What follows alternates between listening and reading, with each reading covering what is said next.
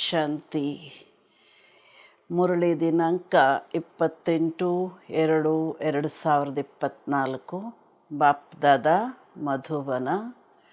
मीठे बच्चे, भारतवासियों को सिद्ध कर बताओ कि शिव जयंती ही गीता जयंती है।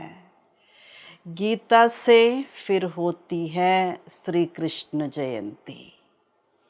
ಬಾಬಾ ಹೇಳ್ತಿದ್ದಾರೆ, ಮಧುರ ಮಕ್ಕಳೇ, ಭಾರತೀಯರಿಗೆ ಸಿದ್ಧ ಮಾಡಿ ತಿಳಿಸಿ, ಶಿವ ಜಯಂತಿಯೇ ಗೀತಾ ಜಯಂತಿ. ಗೀತೆಯಿಂದ ಪುನಃ ಶ್ರೀಕೃಷ್ಣ ಜಯಂತಿ. ಮೊದಲು ಗೀತಾ ಜಯಂತಿ, ಗೀತಾ ಜಯಂತಿಯ ನಂತರ ಶ್ರೀಕೃಷ್ಣನ ಜಯಂತಿ, ಶ್ರೀಕೃಷ್ಣನ ಆಗಮನ.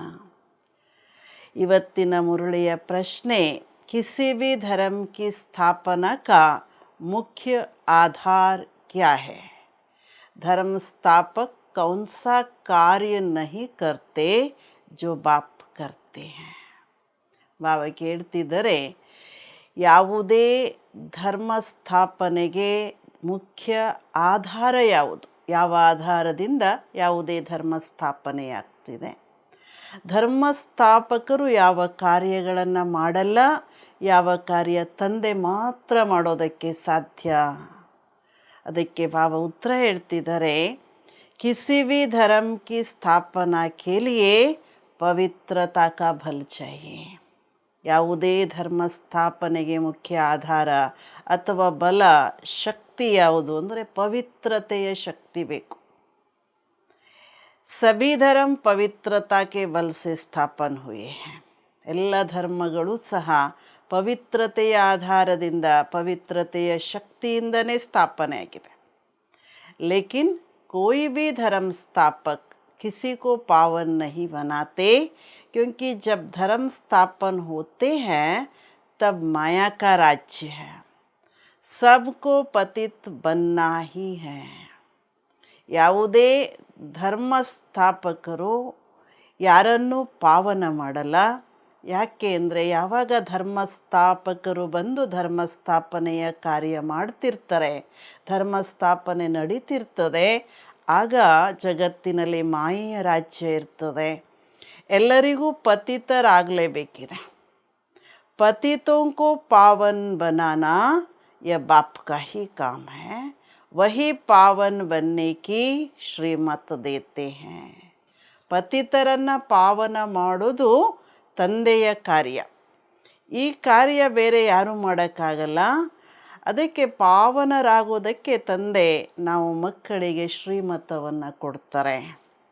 ಇವತ್ತಿನ ಮುರಳಿಯ ಗೀತೆ, ಇಸ್ ಪಾಪ ಕಿ ದುನಿಯಾ ಸೇ ಲೇ ಚಲ್. ಈ ಪಾಪದ ಜಗತ್ತಿನಿಂದ ನಮ್ಮನ್ನು ಕರೆದುಕೊಂಡೋಗಿ. ಓಂ ಶಾಂತಿ. अब बच्चों ने समझ लिया कि पाप की दुनिया किसको और पुण्य की दुनिया अथवा पावन दुनिया किसको कहा जाता है. ಬಾಬಾ ಹೇಳ್ತಿದ್ದಾರೆ, ಈಗ ನಾವು ಮಕ್ಕಳು ತಿಳಿದುಕೊಂಡಿದ್ದೇವೆ ಪಾಪದ ಜಗತ್ತು ಅಂತ ಯಾವುದನ್ನು ಮತ್ತು ಪುಣ್ಯದ ಜಗತ್ತು ಅಂತ ಅಥವಾ ಪಾವನ ಜಗತ್ತು ಅಂತ ಯಾವುದಕ್ಕೆ ಹೇಳಲಾಗ್ತದೆ. वास्तव में पाप की दुनिया यह भारत ही है, और भारत ही फिर पुण्य की दुनिया स्वर्ग बनता है. भारत ही बहिस्तता, भारत ही दोजक बना है, क्योंकि ಕಾಮಚಿತಾ ಪರ್ ಜಲ್ತೆ रहते हैं. ಬಾಬಾ ಹೇಳ್ತಾರೆ, ವಾಸ್ತವದಲ್ಲಿ ಪಾಪದ ಜಗತ್ತು ಈ ಭಾರತವೇ ಆಗಿದೆ. ವರ್ತಮಾನದಲ್ಲಿ ಭಾರತವೇ ಪುಣ್ಯದ ಜಗತ್ತಾಗಿತ್ತು, ಸ್ವರ್ಗವಾಗ್ತಿದೆ ಭಾರತ. ಭಾರತವೇ ಸ್ವರ್ಗ ಇತ್ತು, ಭಾರತವೇ ನರಕ ಆಗಿದೆ. ಯಾಕೆ ನರಕ ಅಂತಂದರೆ, ಕಾಮಚಿತೆಯಿಂದ ಎಲ್ಲರೂ ಸಹ ಭಸ್ಮ ಆಗ್ತಿದ್ದಾರೆ. ವहाँ ಕಾಮಚಿತಾ ಪರ್ ಕೋಯಿ ಜಲ್ತಾ ನಹಿ, ವहाँ ಕಾಮಚಿತಾ ಹೈ ಹಿ ನಹಿ. ಸತ್ಯುಗ ಸ್ವರ್ಗ ಯಾಕೆ, ಪುಣ್ಯದ ಜಗತ್ತು ಯಾಕೆ ಅಂದರೆ, ಅಲ್ಲಿ ಕಾಮಚಿತೆಯಿಂದ ಯಾರೂ ಸುಟ್ಕೊಳ್ಳೋದೇ ಇಲ್ಲ, ಕಾಮ ಅಗ್ನಿನೇ ಇರೋದಿಲ್ಲ ಸತ್ಯುಗದಲ್ಲಿ. ऐसे भी नहीं कहेंगे कि सतयुग में काम चिता है, यह समझने की बात है ना. ಹೀಗೆ ಹೇಳೋದಕ್ಕೆ ಸಾಧ್ಯ ಇಲ್ಲ. ಸತ್ಯುಗದಲ್ಲಿ ಕಾಮಚಿತೆ ಇರ್ತದೆ ಅಂತ ಇದು ತಿಳಿದುಕೊಳ್ಬೇಕಾದಂತಹ ಮಾತು. ಸತ್ಯುಗದಲ್ಲಿ ವಿಕಾರಗಳು ಇರೋದೇ ಇಲ್ಲ. पहले पहले प्रश्न उठता है, भारत जो पतित दुखी है सो वही भारत पावन सुखी था जरूर. ಬಾವ ಹೇಳ್ತಾರೆ, ಮೊದಲು ಈ ಪ್ರಶ್ನೆ ಉದ್ಭವವಾಗ್ತಿದೆ, ಭಾರತ ಯಾವುದು ಪತಿತ ದುಃಖಿಯಾಗಿದೆ, ಅದೇ ಭಾರತ ಪಾವನ ಸುಖಿ ಅವಶ್ಯವಾಗಿತ್ತು. कहते भी है आदि सनातन हिंदू धर्म था, अब आदि सनातन किसको कहा जाता है? आदि माना क्या और सनातन माना क्या? ಹೇಳಲಾಗ್ತದೆ ಆದಿ ಸನಾತನ ಹಿಂದೂ ಧರ್ಮ ಇತ್ತು ಅಂತ. ಬಾಬಾ ಪ್ರಶ್ನೆ ಮಾಡ್ತಿದ್ದಾರೆ ನಾವು ಮಕ್ಕಳನ್ನು, ಈಗ ಆದಿ ಸನಾತನ ಅಂತ ಯಾವುದಕ್ಕೆ ಹೇಳಲಾಗ್ತದೆ? ಆದಿ ಅಂದರೆ ಏನರ್ಥ, ಸನಾತನ ಅಂದರೆ ಯಾವುದು? ಆದಿ ಅಂತಂದರೆ ಬಾಬಾ ಮುಂದೆ ಅರ್ಥ ಹೇಳ್ತಾರೆ, ಆದಿ ಮಾನ ಸತ್ಯುಗ. ತೋ ಸತ್ಯುಗ ಮೇ ಕೌನ್ ಥೇ? ಆದಿ ಅಂದರೆ ಸತ್ಯುಗ. ಸತ್ಯುಗದಲ್ಲಿ ಯಾರಿದ್ರು ಹಾಗಾದರೆ? या तो सबको मालूम है कि ಲಕ್ಷ್ಮೀ ನಾರಾಯಣ ಥೇ. ಲಕ್ಷ್ಮೀ ನಾರಾಯಣರಿರ್ತಾರೆ ಸತ್ಯುಗದಲ್ಲಿ, ಇದು ಎಲ್ಲರಿಗೂ ಗೊತ್ತೇ ಇದೆ. ಜರೂರ್ वे भी किसकी संतान होंगे जो फिर सतयुग के मालिक बने. ಲಕ್ಷ್ಮೀ ನಾರಾಯಣರು ಸಹ ಯಾರದೋ ಸಂತಾನ, ಯಾರದೋ ಮಕ್ಕಳು. ಅವರು ಸತ್ಯುಗಕ್ಕೆ ಮಾಲೀಕರಾಗ್ತಾರೆ. सतयुग स्थापन करने वाला था परमपिता परमात्ಮ ಉನ್ಕಿ ಸಂತಾನತೆ. ಹಾಗಾದರೆ ಯಾರ ಸಂತಾನ ಇದ್ದರು? ಸತ್ಯುಗದ ಸ್ಥಾಪನೆ ಮಾಡೋರು ಪರಂಪಿತ ಪರಮಾತ್ಮ, ಅವರ ಸಂತಾನ ಆಗಿತ್ತು. ಪರಂತು इस समय अपने को उनकी संतान नहीं समझते. अगर संतान समझते तो बाप को जानते, बाप को तो जानते ही नहीं हैं. ಆದರೆ ಬಾಬಾ ಹೇಳ್ತಾರೆ, ವರ್ತಮಾನ ಸಮಯದಲ್ಲಿ ನಮ್ಮನ್ನು ನಾವು ಪರಂಪಿತ ಪರಮಾತ್ಮನ ಸಂತಾನ ಅಂತ ತಿಳ್ಕೊಂಡಿಲ್ಲ. ಒಂದೊಮ್ಮೆ ಪರಂಪಿತ ಪರಮಾತ್ಮನ ಸಂತಾನ ಅಂತ ತಿಳ್ಕೊಂಡಿದ್ರೆ ತಂದೆಯನ್ನು ಅರ್ಥಕೊಂಡಿರ್ತಿದ್ವಿ. ನಾವು ತಂದೆಯನ್ನು ತಿಳ್ಕೊಂಡೇ ಇಲ್ಲ. अब हिंदू धर्म के गीता में है ही नहीं. हिंदू धर्म तो गीता में है ही नहीं. गीता में तो भारत नाम पड़ा है, वह कहलाते ಹಿಂದೂ ಮಹಾಸಭಾ. ಬಾಬಾ ಹೇಳ್ತಿದ್ದಾರೆ, ಹಿಂದೂ ಧರ್ಮ ಅಂತ ಗೀತೆಯಲ್ಲಿ ಇಲ್ಲವೇ ಇಲ್ಲ. ಗೀತೆಯಲ್ಲಿ ಭಾರತದ ಹೆಸರಿದೆ. ಸಂಭವಾಮಿ ಯುಗೆ ಯುಗೆ ಎಲ್ಲಿ ಬರ್ತೀನಿ? ಭಾರತದಲ್ಲಿ ಬರ್ತೀನಿ ಅಂತ ಹೇಳ್ತಾರೆ. ಆದರೆ ಅವರು ಹಿಂದೂ ಮಹಾಸಭಾ ಅಂತ ಕರೆದುಕೊಳ್ತಾರೆ. अब श्रीमद् भगवद गीता है सर्वशास्त्रमय शिरोमणि. गीता जयंती भी मनाई जाती है, शिव जयंती भी मनाई जाती है. ಶ್ರೀಮದ್ ಭಗವದ್ಗೀತೆ ಏನಿದೆ ಸರ್ವಶಾಸ್ತ್ರಗಳಿಗೆ ಶಿರೋಮಣಿ ಗೀತೆ. ಗೀತಾ ಜಯಂತಿಯನ್ನು ಆಚರಿಸಲಾಗ್ತದೆ, ಶಿವ ಜಯಂತಿಯನ್ನು ಸಹ ಭಾರತದಲ್ಲಿ ಆಚರಿಸಲಾಗ್ತದೆ. अब शिव जयंती कब हुई है यह भी ಮಾಲೂಮ್ ಹೋನಾ ಚಾಹಿಯೇ. ಬಾಬಾ ಹೇಳ್ತಿದ್ದಾರೆ, ಹಾಗಾದರೆ ಶಿವಜಯಂತಿ ಯಾವಾಗ? ಶಿವಜಯಂತಿ ಅಂದರೆ ಅವತರಣೆ ಯಾವಾಗ? ಇದು ಎಲ್ಲರಿಗೂ ಗೊತ್ತಾಗಬೇಕಿದೆ ತಾನೆ. फिर है श्री कृष्ण जयंती. अभी तुम बच्चे जान चुके हो कि शिव जयंती के बाद है ಗೀತಾ ಜಯಂತಿ. ಅನಂತರ ಕೃಷ್ಣ ಜಯಂತಿ, ಯಾವುದನ್ನು ಕೃಷ್ಣ ಜನ್ಮಾಷ್ಟಮಿ ಅಂತ ಆಚರಿಸ್ತೀವಿ. ಈಗ ನಾವು ಮಕ್ಕಳು ತಿಳಿದುಕೊಂಡಿದ್ದೀವಿ, ಮೊದಲು ಶಿವ ಜಯಂತಿ, ನಂತರ ಗೀತಾ ಜಯಂತಿ. ಮೊದಲು ಶಿವ ತಂದೆ ಜಗತ್ತಲ್ಲಿ ಅವತರಿತ ಆಗ್ತಾರೆ, ಅನಂತರ ಗೀತಾ ಜಯಂತಿಯನ್ನು ಆಚರಿಸಲಾಗ್ತದೆ. ಗೀತಾ ಜಯಂತಿಗೆ ಬಾದ್ ಹೈ ಶ್ರೀ ಕೃಷ್ಣ ಜಯಂತಿ. गीता जयंती से ही देवी देवता धर्म की स्थापना होती है. गीता ಜಯಂತಿಯ ನಂತರ ಶ್ರೀಕೃಷ್ಣ ಜಯಂತಿ.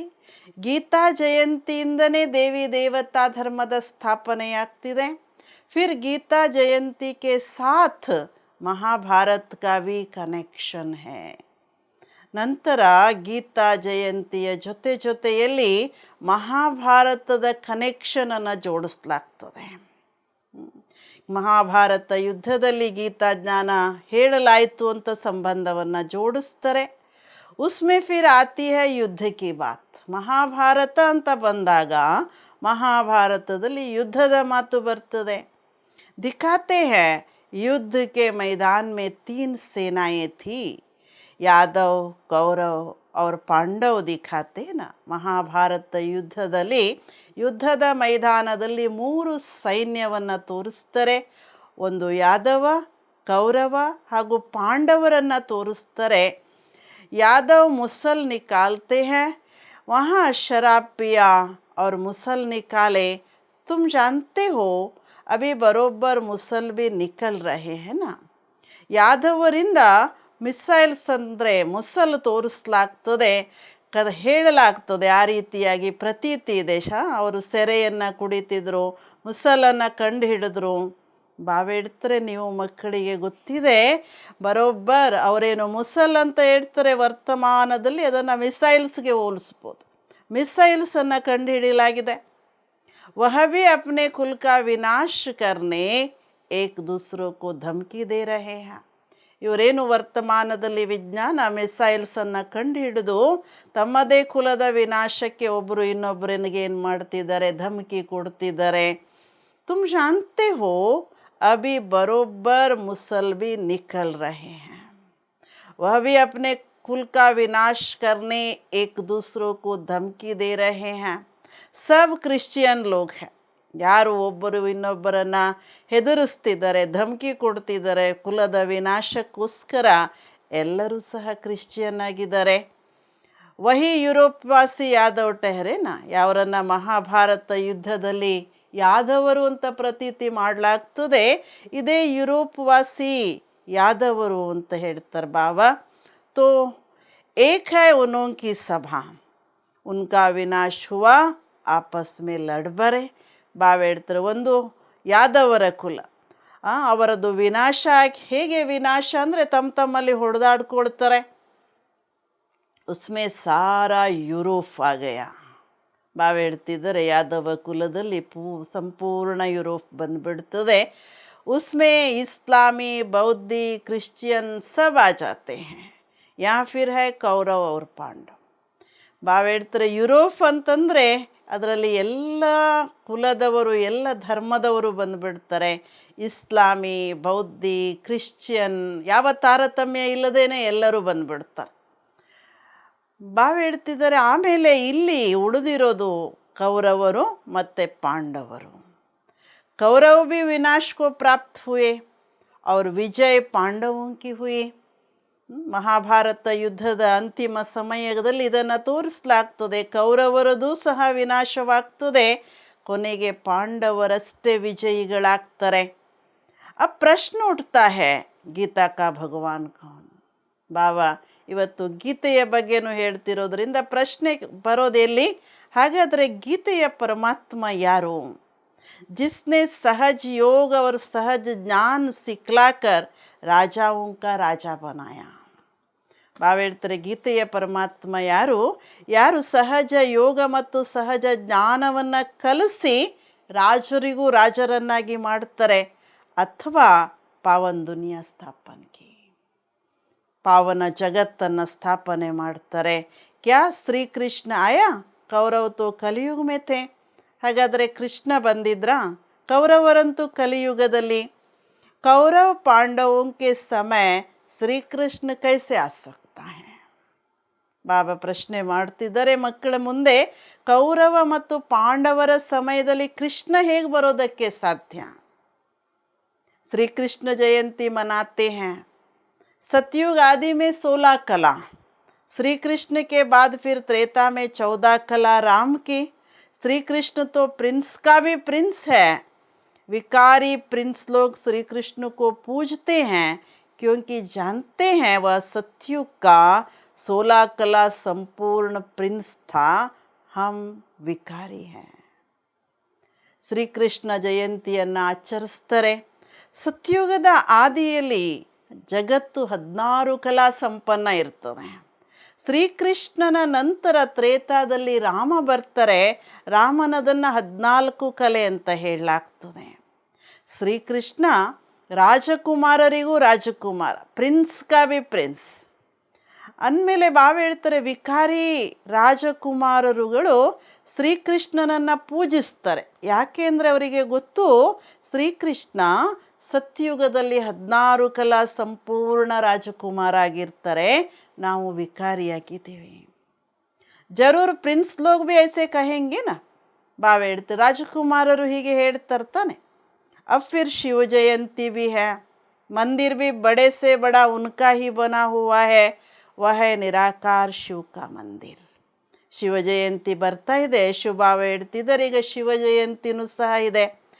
ಎಲ್ಲಕ್ಕಿಂತ ದೊಡ್ಡ ದೊಡ್ಡ ಮಂದಿರಗಳು ಶಿವನ ಮಂದಿರಗಳನ್ನೇ ನಿರ್ಮಾಣ ಮಾಡಲಾಗ್ತಿದೆ. ಶಿವ ನಿರಾಕಾರನ ಮಂದಿರ, ಉನ್ಕೋ ಹಿ ಪರಂಪಿತ ಪರಮಾತ್ಮ ಕಹೆಂಗೆ. ನಿರಾಕಾರ ತಂದೆ ಶಿವನನ್ನು ಪರಂಪಿತ ಪರಮಾತ್ಮ ಅಂತ ಹೇಳಲಾಗ್ತದೆ. ಬ್ರಹ್ಮ ವಿಷ್ಣು ಶಂಕರ್ ಬಿ ದೇವತಾ ಹಿ ठहरे. ಬ್ರಹ್ಮ ವಿಷ್ಣು ಶಂಕರರು ಯಾರನ್ನ ತ್ರಿಮೂರ್ತಿ ಅಂತ ಹೇಳ್ತಾರೆ, ಅವರೂ ದೇವತೆನೇ ಅಂತಿದ್ದಾರಪ್ಪ. ಶಿವ ಜಯಂತಿ ಭಾರತ್ ಮೇ ಹಿ ಮನಾಯಿ ಜಾತಿ ಹೈ. ಅಬ್ ದೇಖೋ ಶಿವ ಜಯಂತಿ ಆನೆ ವಾಲಿ ಹೈ. ವಿಶೇಷವಾಗಿ ಶಿವ ಜಯಂತಿಯನ್ನು ಭಾರತದಲ್ಲಿಯೇ ಆಚರಿಸಲಾಗ್ತದೆ. ಬಾವ ಹೇಳ್ತಿದ್ದಾರೆ, ನೋಡಿ ಶಿವ ಜಯಂತಿ ಬರ್ತಾ ಇದೆ. ಸಿದ್ಧಕರ್ ಸಮझाना, शिव को ही कहा जाता है ज्ञान का सागर, अर्थात सृष्टि को पावन करने वाला परमपिता परमात्ಮ. ಸಿದ್ಧ ಮಾಡಿ ಹೇಳಿ ಶಿವನನ್ನು ಜ್ಞಾನ ಸಾಗರ ಅಂತ ಹೇಳಲಾಗ್ತದೆ. ಅರ್ಥಾತ್ ಸೃಷ್ಟಿಯನ್ನು ಪಾವನ ಮಾಡುವಂತಹ ಪರಮಪಿತ ಪರಮಾತ್ಮ ಶಿವ ತಂದೆ ಆಗಿದ್ದಾರೆ. ಗಾಂಧಿ भी गाते थे, श्री कृष्ण का नाम नहीं लेते थे. ಗಾಂಧಿನೂ ಗಾಯನ ಮಾಡ್ತಿದ್ರು, ಆದರೆ ಕೃಷ್ಣನ ಹೆಸರು ತಗೊಳ್ತಿರ್ಲಿಲ್ಲ ಗಾಂಧಿ. अब प्रश्न उठता है, शिव जयंती सो गीता जयंती या कृष्ण जयंती सो गीता जयंती. ಭಾವ ಇವತ್ತು ಸಿದ್ಧ ಮಾಡಿದ್ದಕ್ಕೆ ಮಕ್ಕಳಿಗೆ ಹೇಳ್ತಿದ್ದಾರೆ. ಪ್ರಶ್ನೆ ಉದ್ಭವವಾಗ್ತಿದೆ, ಶಿವ ಜಯಂತಿಯಿಂದ ಗೀತಾ ಜಯಂತಿನ ಅಥವಾ ಕೃಷ್ಣ ಜಯಂತಿಯಿಂದ ಗೀತಾ ಜಯಂತಿನ. अब श्री कृष्ण जयंती तो सतयुग में कहेंगे ना. ಶ್ರೀಕೃಷ್ಣನ ಜನ್ಮ ಸತ್ಯುಗದಲ್ಲಿ ಅಂದಮೇಲೆ ಅವನ ಜಯಂತಿ ಸತ್ಯುಗದಲ್ಲಿ ಅಂತಲೇ ಹೇಳಲಾಗ್ತದೆ ತಾನೆ. ಶಿವ ಕಿ ಜಯಂತಿ ಕಬ್ ಹುಯಿ ಥಿ ಕಿಸ್ಕೋ ಪತಾ ನಹೀ ಹೈ. ಹಾಗಾದರೆ ಶಿವ ಜಯಂತಿ ಯಾವಾಗ ಯಾರಿಗೂ ಗೊತ್ತಿಲ್ಲ. ಶಿವ ತೋ ಹೈ ನಿರಾಕಾರ ಪರಂಪಿತ ಪರಮಾತ್ಮ. ಬಾವ ಹೇಳ್ತಿದ್ರೆ, ಶಿವ ಯಾರು? ನಿರಾಕಾರ ಪರಂಪಿತ ಪರಮಾತ್ಮ. ಉಸ್ನೆ ಸೃಷ್ಟಿ ರಚಿ ಸಂಗಂಪ.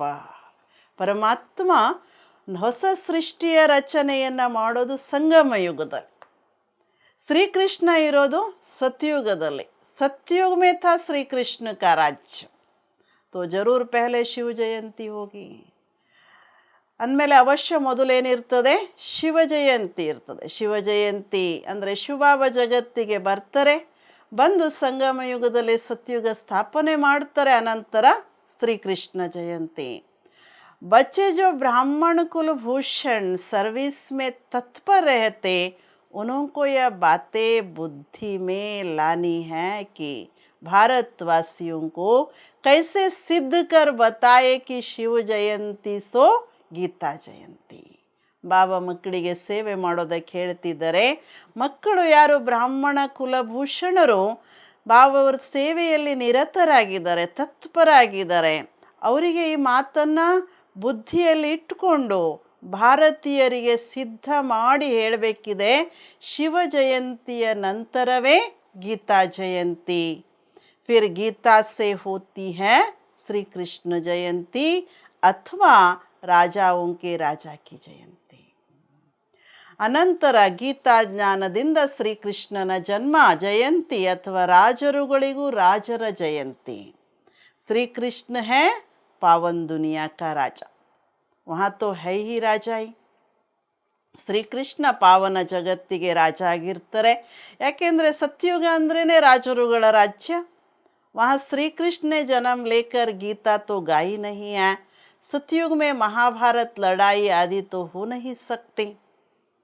ಸತ್ಯುಗದಲ್ಲಿ ಶ್ರೀಕೃಷ್ಣ ಜನ್ಮವನ್ನು ಪ್ರಾಪ್ತಿ ಮಾಡಿಕೊಂಡ್ಮೇಲೆ ಗೀತಾ ಜ್ಞಾನವನ್ನು ಹೇಳಿಲ್ಲ. ಮತ್ತು ಸತ್ಯುಗದಲ್ಲಿ ಮಹಾಭಾರತ ಯುದ್ಧ ಇವು ಯಾವುದು ನಡೆಯೋದಕ್ಕೆ ಸಾಧ್ಯ ಇಲ್ಲ. ವ ಜರೂರ್ ಸಂಗಮ್ ಪರ್ ಹುಯಿ ಹೋಗಿ. ಹಾಗಾದರೆ ಮಹಾಭಾರತ ಯುದ್ಧ ಎಲ್ಲಿ ನಡೆದಿರಬೇಕು? ಸಂಗಮದಲ್ಲಿ. ತುಮ್ ಬಚ್ಚೋं को अच्छी तरह इन बातों पर समझाना है. ಬಾವ ಹೇಳ್ತಾರೆ, ಈ ಗೀತಾ ಜ್ಞಾನ ಯಾವಾಗ ಹೇಳಲಾಯಿತು, ಯಾರು ಹೇಳಿದರು? ಮೊದಲು ಶಿವ ಜಯಂತಿ, ನಂತರ ಗೀತಾ ಜಯಂತಿ ಅನ್ನೋದನ್ನು ಬಹಳ ಚೆನ್ನಾಗಿ ಹೇಳಬೇಕಾಗಿದೆ ಅಂತಿದ್ದಾರೆ ಭಾವ. पांडव और कौरव सभा मशहूर है. पांडव पति दिखलाते हैं श्री कृष्ण को. ಮಹಾಭಾರತದಲ್ಲಿ ಪಾಂಡವರು ಮತ್ತು ಕೌರವರು ಇಬ್ಬರೂ ಬಹಳ ಪ್ರಸಿದ್ಧ. ಪಾಂಡವರಿಗೆ ಅಧಿಪತಿಯಾಗಿ ಕೃಷ್ಣನನ್ನು ತೋರಿಸಲಾಗ್ತದೆ. समझते उसने सहज ज्ञान और सहज राजयोग सिखलाया. अब वास्तव में लड़ाई की तो कोई बात ही नहीं है. ಅದಕ್ಕೆ ಅಂದುಕೊಳ್ತಾರೆ, ಸಹಜ ಜ್ಞಾನ ಮತ್ತು ಸಹಜ ರಾಜಯೋಗವನ್ನು ಕಲಿಸಲಾಯಿತು. ವಾಸ್ತವದಲ್ಲಿ ಯಾವುದೇ ರೀತಿಯ ಯುದ್ಧದ ಮಾತಿಲ್ಲ. ಸಹಜ ರಾಜಯೋಗದಿಂದ ವಿಜಯ ಸಿಕ್ತು. ಯಾರಿಗೆ? ವಿಜಯ ಪಾಂಡವೋं की हुई है, जिन्हों को परम पिता परमात्मा ने सहज राजयोग सिखलाया. ವಿಜಯ ಪಾಂಡವರದು. ಯಾರಿಗೆ? ಪರಂಪಿತ ಪರಮಾತ್ಮ ಸಹಜ ರಾಜಯೋಗವನ್ನು ಕಲಿಸ್ತಾರೆ. वही फिर 21 जन्म सूर्यवंशी चंद्रवंशी बन गए. तो पहले समझाना है ಹಿಂದೂ ಮಹಾಸಭಾ ವಾಲೋं को. ಬಾವ ಹೇಳ್ತಾರೆ, ಯಾವ ಪಾಂಡವರು ಪರಮಾತ್ಮನಿಂದ ಸಹಜ ರಾಜಯೋಗವನ್ನು ಕಲಿತು ವಿಜಯಿ ಆಗ್ತಾರೆ, ಅವರೇ 21 ಜನ್ಮ ಸೂರ್ಯವಂಶಿ ಚಂದ್ರವಂಶದಲ್ಲಿ ಬರ್ತಾರೆ. ಅದಕ್ಕೆ ಮೊದಲು ಬಾವ ಹೇಳ್ತಿದ್ದಾರೆ, ಸಹಜ ರಾಜಯೋಗದ ಈ ಜ್ಞಾನವನ್ನು ಹಿಂದೂ ಮಹಾಸಭಾದವರಿಗೆ ಹೇಳಿ ಅಂತಿದ್ದಾರೆ ಬಾವ. ಸಭಾएं तो और भी हैं, ಲೋಕಸಭಾ, ರಾಜ್ಯಸಭಾ ಯಾ ಹಿಂದೂ ಸಭಾ ಹೇ ಮುಖ್ಯ. ಹಾಗೆ ಭಾರತದಲ್ಲಿ ವಿಶೇಷವಾಗಿ ಗಣತಂತ್ರದ ದೇಶ. ಇಲ್ಲಿ ಲೋಕಸಭೆ, ರಾಜ್ಯಸಭೆ ಎಲ್ಲವೂ ಸಹ ಇದ್ದಾವೆ, ಸಭೆಗಳು ಬಹಳ ಇದ್ದಾವೆ. ಬಾವ ಹೇಳ್ತಿದ್ದಾರೆ, ಅದರಲ್ಲಿ ವಿಶೇಷವಾಗಿ ಹಿಂದೂ ಮಹಾಸಭಾ ಮುಖ್ಯ. ಅವರಿಗೆ ಹೇಳಿ ಜ್ಞಾನನ ಅಂತಿದ್ದಾರೆ ಬಾ. जैसे 3 सेनाएं गाई हुई है, यादव, कौरव और पांडव, और यह हुए भी संगम पर. ಬಾವ ಹೇಳ್ತಾರೆ, 3 ಸೈನ್ಯಗಳ ಗಾಯನ ಇದೆ. ಯಾದವರು, ಕೌರವರು, ಪಾಂಡವರು, ಇವರು ಮೂವರದೂ ಸಹ ಗಾಯನ. ಬಾವ ಹೇಳ್ತಾರೆ, ಇದು ನಡೆದಿರೋದು ಯಾವಾಗ? ಸಂಗಮದಲ್ಲಿ. ಅಭಿ ಸತ್ಯುಗ್ ಕಿ ಸ್ಥಾಪನಾ ಹೋ ರಹಿ ಹಾ. ಬಾಬಾ ಸಂಗಮ ಯುಗದಲ್ಲಿ ಬಂದು ಸತ್ಯುಗದ ಸ್ಥಾಪನೆಯ ಕಾರ್ಯ ಮಾಡ್ತಿದ್ದಾರೆ. ಶ್ರೀಕೃಷ್ಣಕ್ಕೆ ಜನ್ಮಕ್ಕೆ ತಯಾರಿ ಹೋ ರಹಿ ಹೈ. ಗೀತಾ ಜರೂರ್ ಸಂಗಮ್ ಪರ್ ಹಿ ಗಾಯಿ ಹೈ. ಶ್ರೀಕೃಷ್ಣನ ಜನ್ಮದ ತಯಾರಿ ಆಗ್ತಿದೆ ಅಂದಮೇಲೆ ಗೀತಾ ಜ್ಞಾನವನ್ನು ಅವಶ್ಯ ಸಂಗಮ ಯುಗದಲ್ಲಿ ಗಾಯನ ಮಾಡಿರಬೇಕು. ಅಬ್ ಸಂಗಮ್ ಪರ್ ಕಿಸ್ಕೋ ಲಾಯ್. ಹಾಗಾದರೆ ಸಂಗಮ ಯುಗದಲ್ಲಿ ಯಾರಂತರೋದು? ಸಂಗಮ ಯುಗದಲ್ಲಿ ಪರಮಾತ್ಮ ಶಿವ ಅವತರಿತರಾಗಿ ಗೀತಾ ಜ್ಞಾನ ಹೇಳ್ತಾರೆ. ಜನ ಗೀತಾ ಜ್ಞಾನವನ್ನು ಕೃಷ್ಣ ಹೇಳ್ದ ಅಂತ ಹೇಳ್ತಾರೆ. ಈಗ ಯಾರಂತರೋದು ಸಂಗಮ ಯುಗದಲ್ಲಿ ಅಂತಿದ್ದಾರೆ ಬಾವ. ಶ್ರೀಕೃಷ್ಣ ತೋ ಆನ ಸಕೆನಾ. ಮುಂದೆ ಬಾಬಾ ಕಂಟಿನ್ಯೂ ಮಕ್ಕಳಿಗೆ ಹೇಳ್ತಾರೆ, ಶ್ರೀಕೃಷ್ಣ ಅಂತೂ ಸಂಗಮದಲ್ಲಿ ಬರೋಕ್ಕಾಗಲ್ಲ. ಉನ್ಕೋ ಕ್ಯಾ ಪಡಿ ಹೈ ಜೋ ಪಾವನ್ ದುನಿಯಾ ಛೋಡ್ ಪತಿ ದುನಿಯಾ ಮೇ ಆಯೆ ಅವ್ರು ಶ್ರೀಕೃಷ್ಣ ಹೈ ಬಿ ನಹಿ. ಬಾಬಾ ಕೇಳ್ತಿದ್ದಾರೆ ಮಕ್ಕಳನ್ನು, ಅವನಿಗೇನು ಅವಶ್ಯಕತೆ, ಏನು ಬಿದ್ದಿದೆ ಅವನಿಗೆ? ಆ ಪಾವನ ಜಗತ್ತು ಸತ್ಯುಗ ಬಿಟ್ಟು ಈ ಪತಿತ ಜಗತ್ತಿನಲ್ಲಿ ಬರೋ ಅವಶ್ಯಕತೆಯಾದ್ರೂ ಏನು? ಹಾಗೆ ನೋಡಿದ್ರೆ ಶ್ರೀಕೃಷ್ಣ ಅಂತೂ ಈ ಸಮಯದಲ್ಲಿ ಇಲ್ಲೇ ಇಲ್ಲ. तुम जानते हो अब वह 84वें जन्म में है. कई लोग फिर समझते श्री कृष्ण हाजिर हजूर है, सर्वव्यापी है. ಇಲ್ಲ ಇಲ್ಲ ಅಂದ್ರೇನು? ಶ್ರೀಕೃಷ್ಣ ಆ ರೂಪದಲ್ಲಿ ಇಲ್ಲ ವರ್ತಮಾನದಲ್ಲಿ. ಆ ಆತ್ಮ ನಮಗೆ ಗೊತ್ತಿರುವಂತೆ 84 ಜನ್ಮಗಳನ್ನು ತೆಗೆದುಕೊಂಡು ಕೊನೆಯ 84ನೇ ಜನ್ಮದಲ್ಲಿದೆ. ಆದರೆ ಬಾಬಾ ಈ ಮಾತು ಯಾಕೆ ಹೇಳ್ತಾರೆ ಅಂದರೆ, ಅನೇಕ ಜನ ಅಂದುಕೊಳ್ತಾರೆ ಶ್ರೀಕೃಷ್ಣನು ಸರ್ವವ್ಯಾಪಿ, ಎಲ್ಲ ಕಡೆ ಇದ್ದಾನೆ, ಹಾಜಿರ್ ಹಜೂರ್. ಶ್ರೀಕೃಷ್ಣನ ಭಕ್ತರು ಹಾಗೆ ಹೇಳ್ತಾರೆ, ಎಲ್ಲಿ ನೋಡಿದ್ರೂ ಯಾರಿದ್ದಾರೆ? ಕೃಷ್ಣನೇ, ಕೃಷ್ಣ ಕಾಣಿಸ್ತಾನೆ. ಶ್ರೀಕೃಷ್ಣನೇ ಯह सब रूप धरे हैं. राधे पंथी होंगे वह फिर कहेंगे राधे ही राधे, हम भी राधे, तुम भी राधे. ಬಾವ ಹೇಳ್ತಾರೆ, ಎಲ್ಲರ ಬುದ್ಧಿಯಲ್ಲಿ ಸರ್ವವ್ಯಾಪಿಯ ಸಿದ್ಧಾಂತ ಒಕ್ಕೊಂಡ್ಬಿಟ್ಟಿದೆ. ಅದಕ್ಕೆ ಕೃಷ್ಣ ಬಗ್ಗೆ ಜನ ಏನು ಹೇಳ್ತಾರೆ? ಎಲ್ಲಿ ನೋಡಿದ್ರಲ್ಲಿ ಕೃಷ್ಣನೇ ಕೃಷ್ಣ. ಹಾಗೆ ರಾಧೆಯನ್ನು ಅನುಸರಿಸೋ ರಾಧಾಪಂಥಿಗಳು ಏನು ಹೇಳ್ತಾರೆ, ಎಲ್ಲ ನೋಡಿದ್ರಲ್ಲಿ ರಾಧೆನೇ ರಾಧೆ ಕಾಣಿಸ್ತಾರೆ, ನಾನು ರಾಧೆ ನೀವು ರಾಧೆ. ಅನೇಕ ಮತೆ ನಿಕಲ್ ಪಡಿ ಹೈ, कोई कहे ईश्वर सर्वव्यापी, कोई कहे श्री कृष्ण सर्वव्यापी, कोई कहे राधे सर्वव्यापी.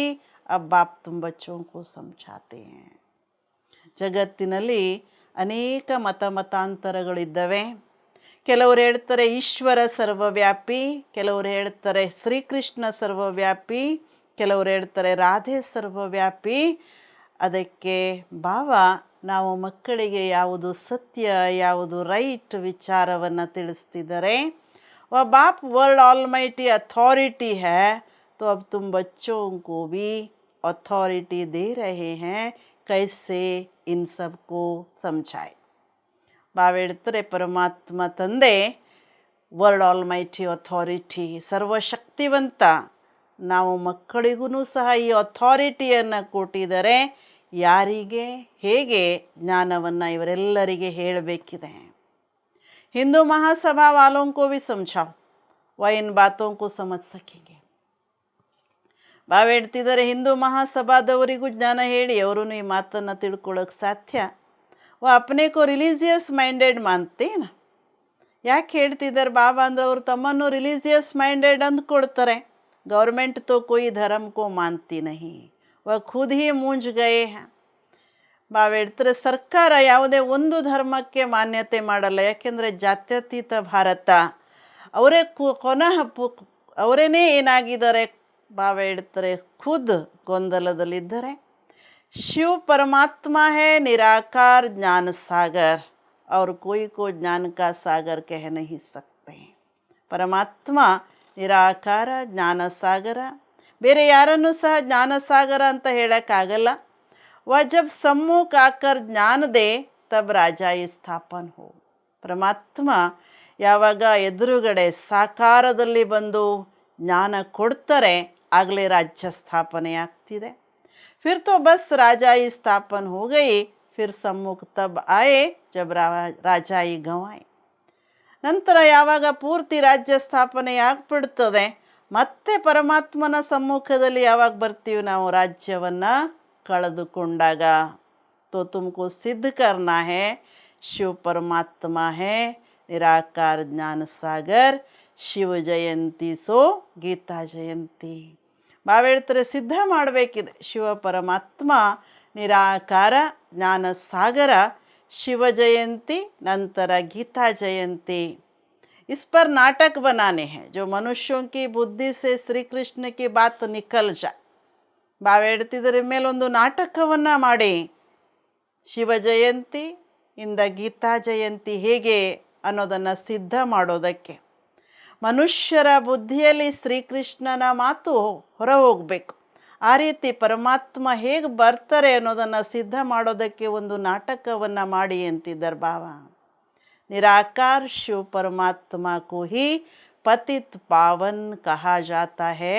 शास्त्रादि जो भी बने हैं वह सब मनुष्य मत पर मनुष्यों ने बनाया है. ನಿರಾಕಾರ ಶಿವ ಪರಮಾತ್ಮನನ್ನು ಪತಿತ ಪಾವನ ಅಂತ ಹೇಳಲಾಗ್ತದೆ. ಶಾಸ್ತ್ರಗಳನ್ನೆಲ್ಲ ಏನು ಬರೆಯಲ್ಪಟ್ಟಿವೆ ಅವೆಲ್ಲ ಮನುಷ್ಯ ಮತದಿಂದ ಬರೆಯಲ್ಪಟ್ಟಿರುವ ಶಾಸ್ತ್ರಗಳು. ಬಾಬಾ ಹೇಳ್ತಾರೆ ಮನುಷ್ಯರು ಮಾಡಿರುವಂಥವು. बाबा का शास्त्र तो कोई है नहीं. बाप कहते मैं सम्मुख आकर तुम बच्चों को बेगर टू प्रिंस बनाता हूँ और फिर मैं चला जाता हूँ. ಅದಕ್ಕೆ ಬಾಬಾ ಹೇಳ್ತಿದ್ದಾರೆ ನಾನು ಯಾವುದೇ ಶಾಸ್ತ್ರದ ಜ್ಞಾನ ಹೇಳಲ್ಲ. ನಾನು ಈ ಜಗತ್ತಿನಲ್ಲಿ ಮಕ್ಕಳ ಸಮ್ಮುಖದಲ್ಲಿ ಬಂದು ನೀವು ಮಕ್ಕಳನ್ನು ಬೆಗರ್ ಟು ಪ್ರಿನ್ಸ್ ಮಾಡ್ತೀನಿ, ಅನಂತರ ನಾನು ವಾಪಸ್ ಪರಮಧಾಮದ ಮನೆಗೆ ಹೊರಟೋಗ್ಬಿಡ್ತೀನಿ. ಯ ನಾಲೆಜ್ ಮೈ ಹಿ ಸಮ್ಮುಖ ಸುನಾ ಸಕ್ತಾ.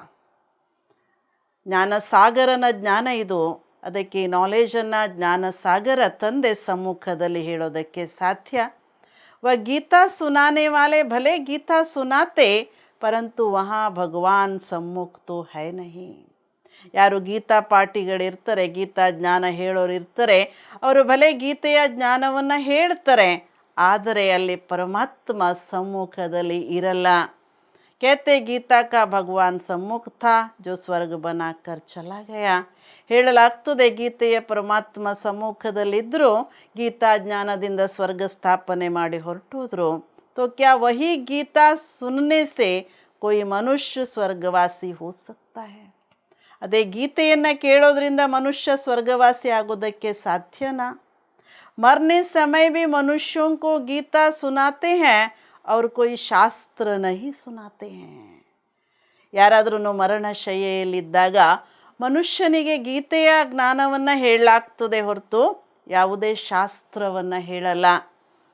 समझते गीता से स्वर्ग की स्थापना हुई है इसीलिए गीता ही सुनाते हैं.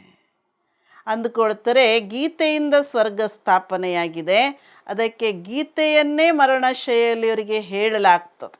ಯಾಕೆಂದ್ರೆ ಅವರ ಪ್ರಕಾರ ಮೃತ್ಯುವಿನ ನಂತರ ಮನುಷ್ಯ ವೈಕುಂಠವಾಸಿ ಆಗ್ತಾನೆ, ಅದಕ್ಕೆ ಗೀತಾ ಜ್ಞಾನವನ್ನು ಹೇಳ್ತಾರೆ. ತೋ ಗೀತಾ ಏಕ್ ಹೋನಿ ಚಾಹಿಯೇ ನಾ, ಅಂದಮೇಲೆ ಹೇಳೋ ಗೀತೆ ಒಂದೇ ಇರಬೇಕು ತಾನೆ.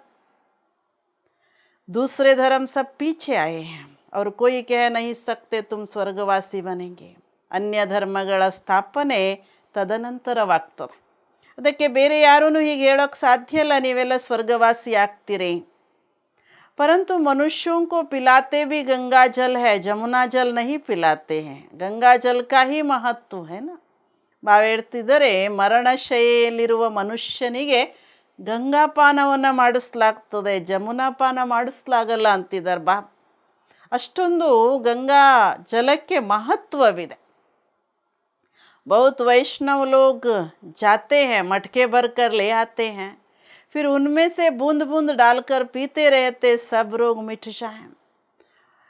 ಹೇಳ್ತಾರೆ ಬಹಳ ಶ್ರದ್ಧಾಳು ಮನುಷ್ಯರು ಅಥವಾ ವೈಷ್ಣವರು ಯಾರೆಲ್ಲ ಗಂಗಾ ತೀರಕ್ಕೆ ಹೋಗ್ತಾರೆ, ಮಡಕೆ ತುಂಬಿ ನೀರನ್ನು ತಗೊಂಬರ್ತಾರೆ, ಗಂಗಾ ಜಲವನ್ನು. ಅದರ ಹನಿಯನ್ನು ಹಾಕಿ ಕುಡಿತಿರ್ತಾರೆ. ಅರ್ಥ ಈ ಶರೀರದ ರೋಗಗಳೆಲ್ಲ ವಾಸಿ ಆಗ್ತವೆ. वास्तव में है यह ज्ञानामृत की धारा जिससे 21 जन्म के दुख मिट जाए. ಹೇಳ್ತಿದ್ದಾರೆ ಅವರು ಸ್ಥೂಲ ಗಂಗಾ ಜಲವನ್ನು ತೋರಿಸ್ತಾರೆ, ಆದರೆ ವಾಸ್ತವದಲ್ಲಿ ಇದು ಜ್ಞಾನಾಮೃತದ ಧಾರೆ. ಜ್ಞಾನಾಮೃತವನ್ನು ಪಾನ ಮಾಡೋದ್ರಿಂದ 21 ಜನ್ಮಗಳ ದುಃಖ ದೂರವಾಗ್ಬಿಡ್ತದೆ. 21 ಜನ್ಮಗಳಿಗೆ. तुम चैतन्य ज्ञान गंगाओं में स्नान करने से मनुष्य स्वर्गवासी बन जाते हैं. ಮನುಷ್ಯ ಸ್ವರ್ಗವಾಸಿ ಯಾವಾಗ ಆಗ್ತಾನೆ? ಚೈತನ್ಯ ಜ್ಞಾನ ಗಂಗೆಯಲ್ಲಿ ಸ್ನಾನ ಮಾಡಿ ಸ್ವರ್ಗವಾಸಿ ಆಗ್ತಾರೆ. तो जरूर पिछाड़ी में ज्ञान गंगाएं निकली होगी, या पानी की नदियाँ तो है ही.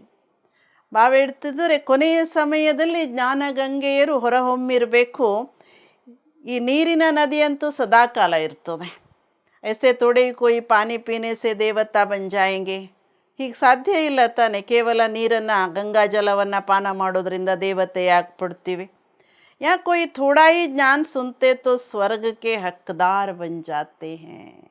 ಆದರೆ ಸಂಗಮ ಯುಗದಲ್ಲಿ ಯಾರೇ ಸ್ವಲ್ಪನೇ ಜ್ಞಾನ ಕೇಳಿದ್ರೂ ಹೇಳ್ತಾರೆ ಸ್ವರ್ಗಕ್ಕೆ ಅಧಿಕಾರಿ ಆಗ್ಬಿಡ್ತಾರೆ. ಯಹ ಜ್ಞಾನಕ್ಕೆ ಸಾಗರ್ ಶಿವಬಾಬಾ ಕಿ ಜ್ಞಾನ ಗಂಗಾಯೇ. ज्ञान सागर गीता ज्ञानदाता एक शिव है, श्री कृष्ण नहीं है.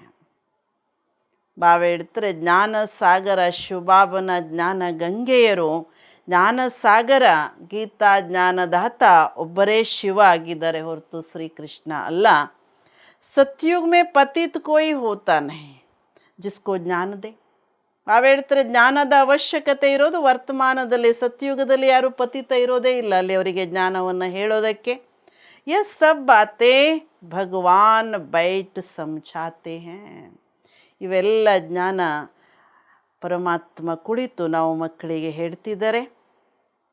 हे अर्जुन व हे संजय नाम मशहूर हो गया, लिखने में बहुत तीखा है, निमित्त बना हुआ है.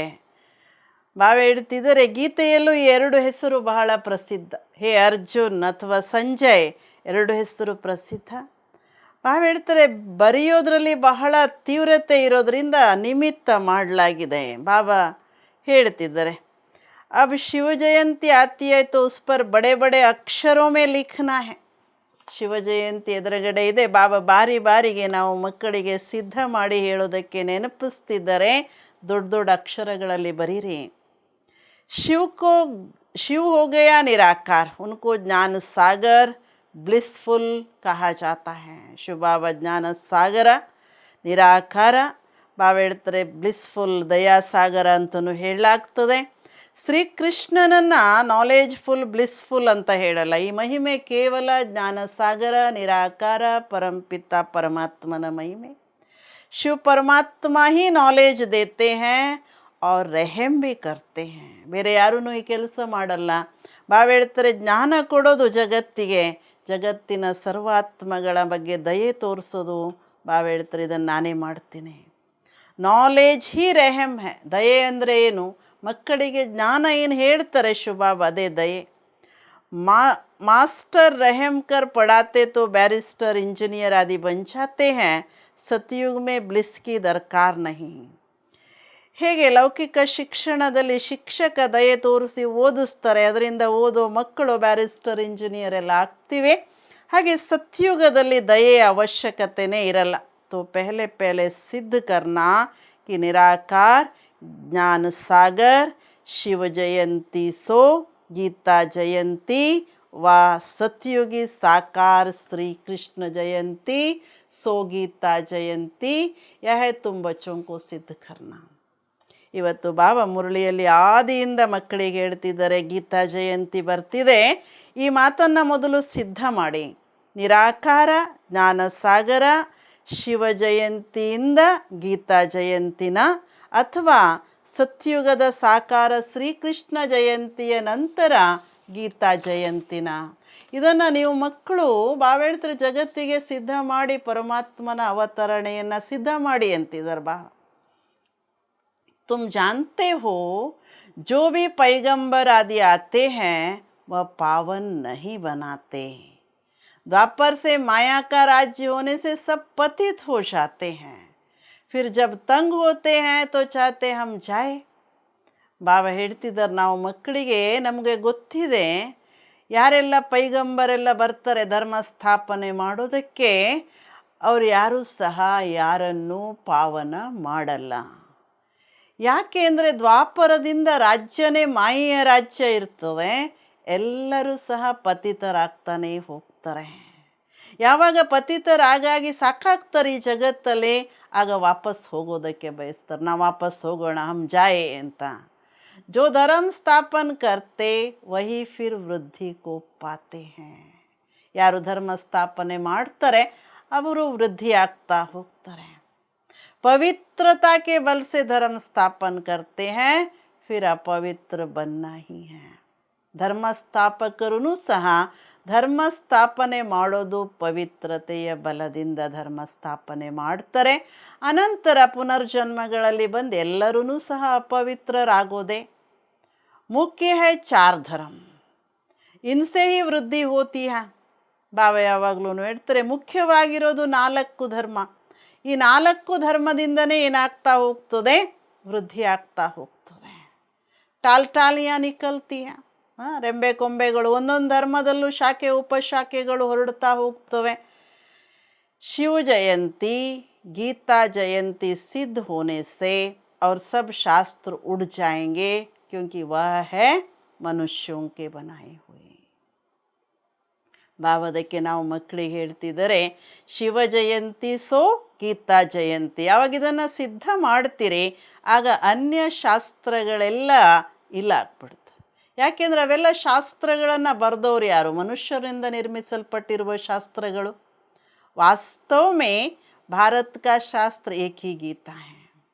मोस्ट बिलवेड बाप कितना सहज कर समझाते हैं, उनकी श्रेष्ठते श्रेष्ठ मत है. ವಾಸ್ತವದಲ್ಲಿ ಭಾರತದ ಶಾಸ್ತ್ರ ಒಂದೇ ಗೀತೆ. ಮೋಸ್ಟ್ ಬಿಲವೆಡ್ ತಂದೆ ಎಷ್ಟು ಸಹಜವಾಗಿ ಹೇಳ್ತಿದ್ದಾರೆ. ತಂದೆಯ ಮತ ಶ್ರೀಮತ ಶ್ರೇಷ್ಠಾತಿ ಶ್ರೇಷ್ಠ ಮತ.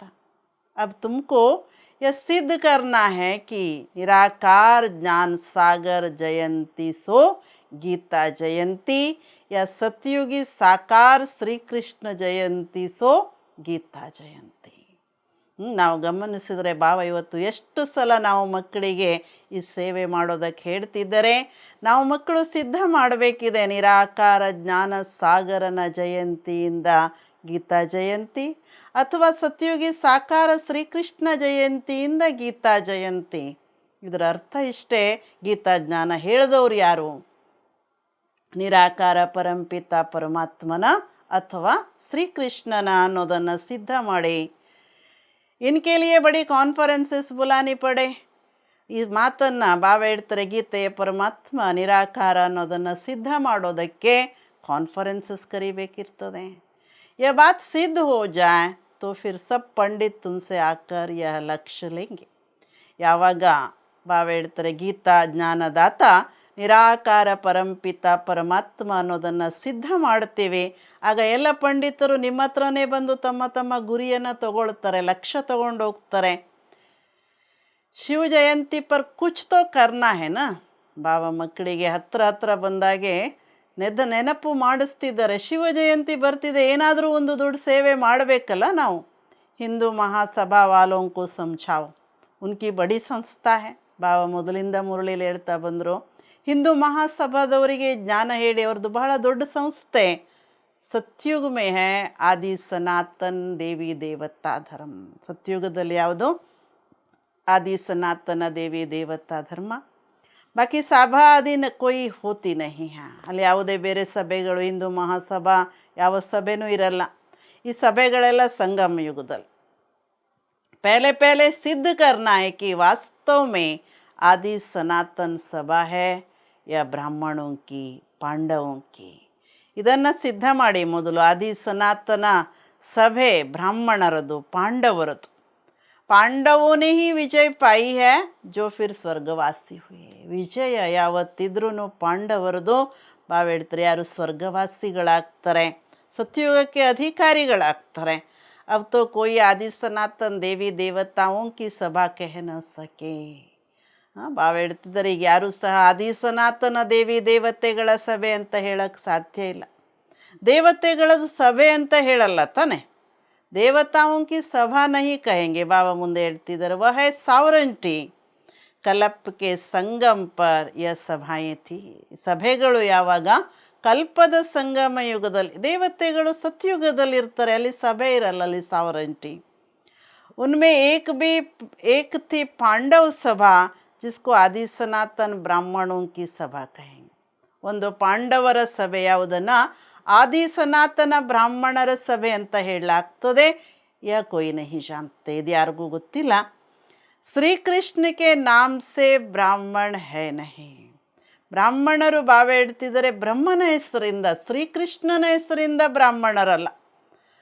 ಬ್ರಾಹ್ಮಣೋं की ಚೋಟಿ ಬ್ರಹ್ಮಕ್ಕೆ ನಾಮ್ ಸೆ ಹೈ. ಬಾಬಾ ಹೇಳ್ತಿದ್ದಾರೆ ಬ್ರಾಹ್ಮಣರ ಚೋಟಿ, ಬ್ರಾಹ್ಮಣರ ಶಿಖೆ ಯಾರಿಂದ? ಬ್ರಹ್ಮನ ಹೆಸರಿನಿಂದ. ಬ್ರಹ್ಮ ಕೆ ನಾಮ್ ಸೆ ತುಮ್ ಬ್ರಾಹ್ಮಣ ಸಭಾ ಕಹೆಂಗೆ. ಬ್ರಹ್ಮನ ಹೆಸರಿಂದ ಬ್ರಾಹ್ಮಣ ಸಭೆ ಅಂತ ಹೇಳಲಾಗ್ತದೆ. ಹಾಗೂ ಹೇಳಲಾಗ್ತದೆ ತಾನೆ. ಬ್ರಾಹ್ಮಣ ಅಂದರೆ ಯಾರು? ಬ್ರಹ್ಮ ಜ್ಞಾನ ಜ್ಞಾನೇನ ಇತಿ ಬ್ರಾಹ್ಮಣ ಅಂತ ಹೇಳ್ತೀವಿ ತಾನೆ. ಯಾ ಬಾತೆ ಸಮझाने वाला भी ಬುದ್ಧಿವಾನ್ चाहिए. ಬಾಬಾ ಹೇಳ್ತಿದ್ದಾರೆ ಈ ಮಾತನ್ನು ಹೇಳೋರು ಬುದ್ಧಿವಂತರಿರಬೇಕು. ಇಸ್ಮೆ ಜ್ಞಾನ ಕಿ ಪರಾಕಾಷ್ಠ चाहिए. ಇದರಲ್ಲಿ ಜ್ಞಾನದ ಪರಾಕಾಷ್ಠತೆ ಬೇಕು. ನಿರಾಕಾರ ಶಿವ ಹಿ ಗೀತಾ ಜ್ಞಾನದಾತ ದಿವ್ಯ ಚಕ್ಷು ವಿಧಾತ ಹೇ. ನಿರಾಕಾರ ಶಿವ ತಂದೆ ಗೀತಾ ಜ್ಞಾನದಾತ ದಿವ್ಯ ಚಕ್ಷು ವಿಧಾತ ಆಗಿದ್ದಾರೆ. यह सब धारण कर फिर कॉन्फ्रेंसेस बुलाते, जो समझते हम सिद्ध कर बता सकेंगे उनको आपस में मिलना चाहिए. ಬಾಬಾ ಹೇಳ್ತಾರೆ ಇದೆಲ್ಲವನ್ನು ಧಾರಣೆ ಮಾಡಿ ಕಾನ್ಫರೆನ್ಸಸ್ಸನ್ನು ಕರೀರಿ. ಯಾರು ಅಂದುಕೊಳ್ತಾರೆ ನಾವಿದನ್ನು ಸಿದ್ಧ ಮಾಡಿ ಹೇಳೋದಕ್ಕೆ ಸಮರ್ಥರೋ ಅವರೆಲ್ಲ ಸೇರಿ ಮಾಡಬೇಕಿದೆ ಅಂತಿದ್ದಾರೆ ಬಾಬಾ. ಲಡಾಯಿ ಕೆ मैदान में मेजर्स कमांडर्स आदि की सभा होती है. यहाँ ಕಮಾಂಡರ್ ಮಹಾರಥಿ ಕೋ ಕಹಾ ಜಾತಾ ಹೈ. ಹೇಗೆ ಯುದ್ಧದ ಮೈದಾನದಲ್ಲಿ ಮೇಜರ್ಸ್ ಕಮಾಂಡರ್ಸ್ ಎಲ್ಲರ ಸಭೆ ನಡೀತಿರ್ತದೆ, ಬಾಬಾ ಹೇಳ್ತಾರೆ ಇಲ್ಲಿ ಕಮಾಂಡರ್ ಅಂತ ಬಾಬಾ ಮಹಾರಥಿಗಳಿಗೆ ಹೇಳ್ತಿದ್ದಾರೆ.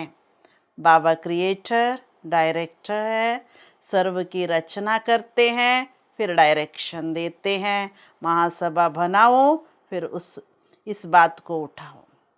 ಬಾಬತ್ ಹೇಳ್ತಿದ್ದಾರೆ, ನಾನು ಕ್ರಿಯೇಟರ್, ಡೈರೆಕ್ಟರ್, ಸ್ವರ್ಗದ ರಚನೆ ಮಾಡ್ತೀನಿ ನಾನು, ಮತ್ತು ನೀವು ಮಕ್ಕಳಿಗೆ ಡೈರೆಕ್ಷನ್ ಕೊಡ್ತೀನಿ.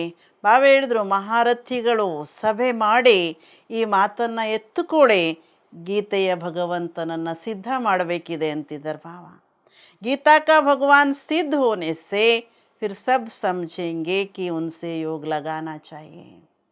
ಯಾವಾಗ ಗೀತೆಯ ಭಗವಂತನನ್ನು ಸಿದ್ಧ ಮಾಡುತ್ತೇವೆ, ಗೀತಾ ಜ್ಞಾನದಾತ ನಿರಾಕಾರ ಪರಂಪಿತ ಪರಮಾತ್ಮ ಅನ್ನೋದನ್ನು ಸಿದ್ಧ ಮಾಡಿದಾಗ ಎಲ್ಲರೂ ಅಂದುಕೊಳ್ತಾರೆ, ನಿರಾಕಾರನ ಜೊತೆಗೆ ನಾವು ಬುದ್ಧಿಯೋಗವನ್ನು ಜೋಡಿಸಬೇಕಿದೆ. ಬಾಬಾ कहते मैं गाइड बनकर आया हूँ, तुम उड़ने लायक तो बनो. ಬಾಬಾ ಹೇಳ್ತಿದ್ರೆ, ನಾನು ಗೈಡಾಗಿ ಬಂದಿದ್ದೀನಿ, ಮಾರ್ಗದರ್ಶಕನಾಗಿ ಬಂದಿದ್ದೀನಿ, ನೀವು ಹಾರೋದಕ್ಕೆ ಯೋಗ್ಯರಾಗಿ. ಯಾಕೆ ಹೇಳ್ತಿದ್ದಾರೆ ಅಂತಂದ್ರೆ, ನಾವು ಮಾಯೆಗೆ ವಶ ಆಗಿ ನಮ್ಮ ಹಾರುವ ಜ್ಞಾನ ಯೋಗದ ರೆಕ್ಕೆ ಕತ್ತರಿಸ್ಕೊಂಡ್ಬಿಟ್ಟಿದ್ದೀವಿ. ಅದಕ್ಕೆ ಬಾಬಾ ಪುನಃ ಯೋಗ್ಯ ಆಗಿ ಅಂತಿದ್ದಾರೆ ಬಾಬಾ. ಮಾಯಾನೆ पंख तोड़ डाले हैं, योग लगाने से तुम्हारी आत्मा पवित्र हो जाएगी और उड़ेंगी. ಮಾಯೆ ನಮ್ಮ ಜ್ಞಾನ ಯೋಗದ ರೆಕ್ಕೆ ಕತ್ತರಿಸ್ಬಿಟ್ಟಿದೆ. ಪುನಃ ನಿರಾಕಾರ ತಂದೆಯ ಜೊತೆ ಬುದ್ಧಿಯೋಗ ಜೋಡಿಸೋದ್ರಿಂದ ನಾವು ಆತ್ಮಗಳು ಪವಿತ್ರರಾಗ್ತೀವಿ, ಹಾರೋದಕ್ಕೆ ಸಾಧ್ಯವಾಗ್ತಿದೆ ಅಂತಿದ್ದಾರೆ ಬಾ. अच्छा मीठे मीठे सिखिला दे बच्चों प्रति माता पिता बाप दादा का याद प्यार और गुड मॉर्निंग. रूहानी बाप की रूहानी बच्चों को नमस्ते, रूहानी बच्चों की रूहानी बाप दादा को नमस्ते नमस्ते नमस्ते. ಇವತ್ತಿನ ಮುರಳಿಗೆ ಧಾರಣೆಗೆ ಸಾರ, धारणा के लिए मुख्य सार. ಮೊದಲನೇ पॉइंट, ज्ञानामृत धारा से सबको निरोगी व स्वर्गवासी बनाने की सेवा करनी है. ಜ್ಞಾನಾಮೃತದ ಧಾರೆಯಿಂದ, ಜ್ಞಾನಾಮೃತವನ್ನು ನೀಡಿ ಎಲ್ಲರನ್ನ ನಿರೋಗಿ ಸ್ವರ್ಗವಾಸಿ ಮಾಡುವ ಸೇವೆ ಮಾಡಬೇಕಿದೆ. ಮನುಷ್ಯೋಂಕೋ ದೇವತಾ ಬನಾನಾ ಹೇ, ಜ್ಞಾನಾಮೃತವನ್ನು ಕುಡಿಸಿ ಮನುಷ್ಯರನ್ನು ದೇವತೆ ಮಾಡಬೇಕಿದೆ. ಬಾಪ್ ಸಮಾನ್ ಮಾಸ್ಟರ್ ರೆಹಮ್ ದಿಲ್ ಬನ್ನ ಹೇ, ತಂದೆಯ ಸಮಾನ ಮಾಸ್ಟರ್ ದಯಾ ಸಾಗರ ಆಗಬೇಕಿದೆ. ಎರಡನೇ ಪಾಯಿಂಟ್, ಜ್ಞಾನ ಕಿ ಪರಾಕಾಷ್ಠಾ ಸೆ बुद्धिवान बन शिव जयंती पर सिद्ध करना है कि शिव जयंती ही गीता जयंती है. गीता ज्ञान से ही श्री कृष्ण का जन्म होता है. ಜ್ಞಾನದ ಪರಾಕಾಷ್ಠತೆಯಿಂದ, ಜ್ಞಾನದ ಪರಿಪಕ್ವತೆಯಿಂದ ಬುದ್ಧಿವಂತರಾಗಿ ಗೀತಾ ಜಯಂತಿಯಂದು ಸಿದ್ಧ ಮಾಡಬೇಕಿದೆ. ಶಿವ ಜಯಂತಿಯಂದು ಸಿದ್ಧ ಮಾಡಬೇಕಿದೆ. ಶಿವ ಜಯಂತಿನೇ ಗೀತಾ ಜಯಂತಿ. ಗೀತಾ ಜ್ಞಾನದಿಂದ ಶ್ರೀಕೃಷ್ಣನ ಜನ್ಮವಾಗ್ತಿದೆ. ವರದಾನ, दिनचर्या के हर कर्म में यथार्थ और युक्ति युक्त चलने वाले पूज्य ಪವಿತ್ರ ಆತ್ಮ ಭವ. ದಿನಚರಿಯ ಪ್ರತಿ ಕಾರ್ಯದಲ್ಲಿ ಯಥಾರ್ಥವಾದ ಯುಕ್ತಿಯುಕ್ತವಾದ ನಡತೆಯಿಂದ ಪೂಜ್ಯ ಪವಿತ್ರಾತ್ಮಗಳಾಗಿ. ಪೂಜ್ಯ ಪವಿತ್ರಾತ್ಮ ಕಿ ನಿಶಾನಿ ಹೈ. ಬಾಬಾ ಪೂಜ್ಯ ಪವಿತ್ರಾತ್ಮಗಳಾಗಿ ಅಂತ ಹೇಳಿದ್ರು. ದಿನಚರಿಯಲ್ಲಿ ಅವರ ಲಕ್ಷಣ ಹೇಳ್ತಿದ್ದಾರೆ. उनका हर संकल्प, बोल, कर्म और स्वप्न यथार्थ अर्थात युक्ति युक्त होगा. ಪೂಜ್ಯ ಪವಿತ್ರಾತ್ಮಗಳ ಲಕ್ಷಣ, ಅವರ ಪ್ರತಿ ಸಂಕಲ್ಪ, ಮಾತು, ಕರ್ಮ, ಸ್ವಪ್ನ ಯಥಾರ್ಥ ಅರ್ಥಾತ್ ಯುಕ್ತಿಯುಕ್ತವಾಗಿರ್ತದೆ. ಹರ್ ಸಂಕಲ್ಪ ಮೇ ಅರ್ಥ ಹೋಗ, ಪ್ರತಿ ಸಂಕಲ್ಪದಲ್ಲಿ ಅರ್ಥ ಇರ್ತದೆ. ऐसे नहीं कि ऐसे ही बोल दिया, निकल गया, कर लिया, हो गया, ಇಲ್ಲ ಅಂತಿದ್ದಾರೆ ಬಾ. ಪ್ರತಿಯೊಂದು ಸಂಕಲ್ಪಕ್ಕೂ ಅರ್ಥವಿರ್ತದೆ. ಹೀಗಲ್ಲ, ಹೀಗೆ ಮಾತಾಡಿಬಿಟ್ಟೆ, ನನ್ನ ಬಾಯಿಂದ ಬಂದುಬಿಟ್ಟು ಗೊತ್ತಿಲ್ಲದೆ ಮಾಡಿಬಿಟ್ಟೆ, ಹೋಗಯ್ಯ, ಇಲ್ಲ ಅಂತಿದ್ದಾರೆ ಬಾಬಾ. ಪವಿತ್ರಾತ್ಮ ಸದಾ ದಿನಚರ್या के हर कर्म में यथार्थ युक्ति युक्त रहती है. ಪವಿತ್ರ ಆತ್ಮ ಸದಾ ದಿನಚರಿಯ ಪ್ರತಿ ಕರ್ಮದಲ್ಲಿ ಯಥಾರ್ಥ ಯುಕ್ತಿಯುಕ್ತವಾಗಿರ್ತಾರೆ. इसीलिए पूजा भी उनके हर कर्म की होती है, अर्थात पूरे दिनचर्या की होती है. ಯಥಾರ್ಥ ಯುಕ್ತಿಯುಕ್ತ ಇರೋದರಿಂದ ಅಂತಹ ಆತ್ಮಗಳ ಪೂಜೆ ಪ್ರತಿ ಕರ್ಮದ ಪೂಜೆ ನಡೀತಿರ್ತದೆ, ಅರ್ಥಾತ್ ಪೂರ್ತಿ ದಿನಚರಿಯ ಪೂಜೆ ನಡೀತಿರ್ತದೆ. ನಾವು ನೋಡ್ತೀವಿ ಕೆಲವು ದೇವತೆಗಳನ್ನು ಬೆಳಿಗ್ಗೆ ಎಬ್ಬಿಸೋದ್ರಿಂದ ರಾತ್ರಿ ಶಯನೋತ್ಸವದವರೆಗೆ ನಡೀತಿರ್ತದೆ. ಅವರಿಗೆ ಯಥಾರ್ಥವಾದ ಪೂಜೆ, ಅವರ ಪ್ರತಿ ಕರ್ಮಗಳಿಗೆ ಪೂಜೆ ನಡೀತಿರ್ತದೆ. ಬಾಬಾ ಹೇಳ್ತಾರೆ ಪೂರ್ತಿ ದಿನಚರಿಗೆ ಅವರನ್ನು ಏನು ಮಾಡಲಾಗ್ತಿರ್ತದೆ, पूज्य पवित्र परिगणिಸಲಾಗ್ತದೆ. उठने से लेकर सोने तक भिन्न भिन्न कर्म के दर्शन होते हैं. ಅಂತಹ ಶ್ರೇಷ್ಠ ದೇವತೆಗಳನ್ನು ಬಾಬಾ ಹೇಳ್ತಾರೆ ಬೆಳಿಗ್ಗೆ ಎದ್ದಾಗಿಂದ ರಾತ್ರಿ ಮಲಗುವವರೆಗೆ ಬೇರೆ ಬೇರೆ ಕರ್ಮಗಳ ದರ್ಶನಗಳನ್ನು ಮಾಡಿಸಲಾಗ್ತಿರ್ತದೆ. ಇವತ್ತಿನ ಸ್ಲೋಗನ್ सूर्यवंशी बनना है तो सदा विजयी और ಏಕರ ಸ್ಥಿತಿ बनाओ. ಸೂರ್ಯವಂಶಿ ಆಗಬೇಕು ಅಂತಂದರೆ ಸದಾ ವಿಜಯಿ ಮತ್ತು ಏಕರಸ ಸ್ಥಿತಿಯನ್ನು ರೂಪಿಸ್ಕೊಳ್ಳಿ ಅಂತಿದ್ದಾರೆ ಬಾಬಾ. ಅಚ್ಚಾ, ಓಂ ಶಾಂತಿ.